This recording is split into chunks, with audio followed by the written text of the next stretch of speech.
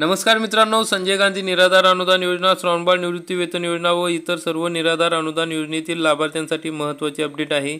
मित्रांनो, या निराधार योजनेमध्ये विधवा महिला, वृद्ध नागरिक, दिव्यांग बांधव हे सर्व घटक येतात। या सर्व घटकांना सरकारकडून पेन्शन दिली जाते, परंतु जी पेन्शन दिली जाते ती पेन्शन पुरेशी नाही। तर मग विधवा, वृद्ध, दिव्यांग बांधवांसाठी पेन्शन वाढीचा प्रस्ताव केंद्र सरकारसमोर मांडण्यात आलेला होता आणि तो केंद्र सरकारने फेटाळलेला आहे। त्या संदर्भातली महत्त्वाची बातमी आहे, त्याविषयी आपण सविस्तरपणे माहिती जाणून घेऊया। मित्रांनो, आपण या ठिकाणी बघू शकता, लोकमत न्यूजपेपरची बातमी आहे।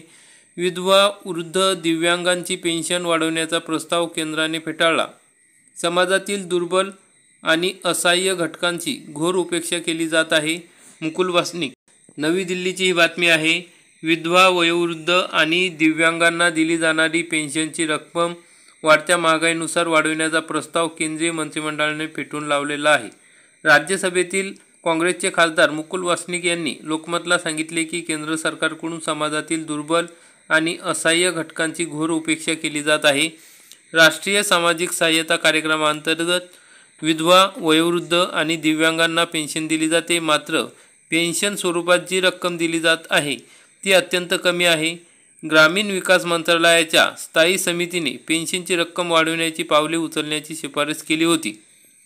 यानुसार ग्रामीण विकास मंत्रालयाने पेन्शनची रक्कम वाढवण्याचा प्रस्ताव कॅबिनेट पुढे मांडला, परंतु केंद्रीय मंत्रिमंडळाने झालेल्या बैठकीत हा प्रस्ताव सपशेल फेटाळून लावला। 15व्या वित्त आयोगाच्या कार्यकाळात पेन्शनची ही योजना आहे तशीच 2025-26 पर्यंत चालू ठेवावी असा निर्णय मंत्रिमंडळाच्या बैठकीत घेण्यात आला होता, असेही वासनिक यांनी सांगितले।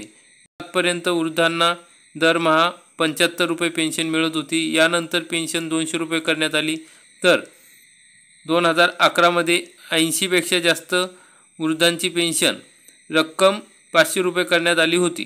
समितीने वाढत्या महागाईनुसार पेन्शन वाढवण्याची केलेली शिफारस विधवा महिलांना 300 रुपये होती ती 800 रुपये करण्यात यावी, दिव्यांगांना 300 आहे ती 1000 रुपये करण्यात यावी, वयोवृद्ध जे आहेत त्यांना 200 रुपयावरून 800 रुपये करण्यात यावी आणि जे 80 वर्षापेक्षा जास्त वयोवृद्ध आहे त्यांना 500 रुपयावरून 1200 रुपये करण्यात यावी। आकडेवारीनुसार महाराष्ट्रात 29,63,392 दिव्यांग आहेत, मात्र पेन्शन फार कमी लोकांना मिळत आहे। अशातच 2019-20 ते 2024-25 या 5 वर्षाच्या काळात राज्यातील 5,654 लाभार्थ्यांच्या यादीतून वगळण्यात आलेले आहे।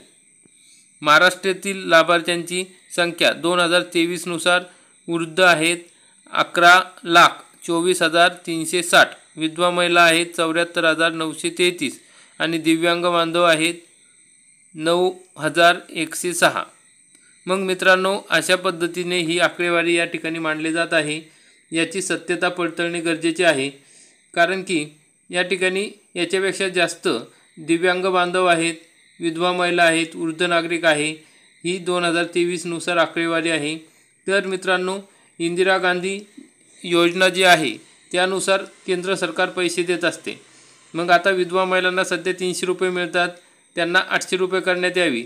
जर 800 रुपये केले तर आता महाराष्ट्र शासन या ठिकाणी 1200 रुपये देते, म्हणजे एकूण 1500 रुपये मिळतात। 300 रुपये आणि महाराष्ट्र शासनाचे 1200 रुपये।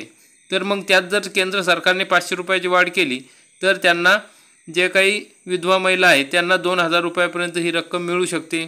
दिव्यांग बांधवांना पण त्या ठिकाणी 1000 रुपयाची वाढ केली तर त्यांच्याही पेन्शनमध्ये आणखी वाढ होऊ शकते। वयोवृद्धना पण जर पेन्शन वाढली तर त्यांच्यामध्ये 600 रुपयाची वाढ होऊ शकते आणि 80 वर्षापेक्षा जे जास्त आहेत त्यांची पेन्शन वाढली तर त्यांच्या पेन्शनमध्ये 700 रुपयाची वाढ होऊ शकते।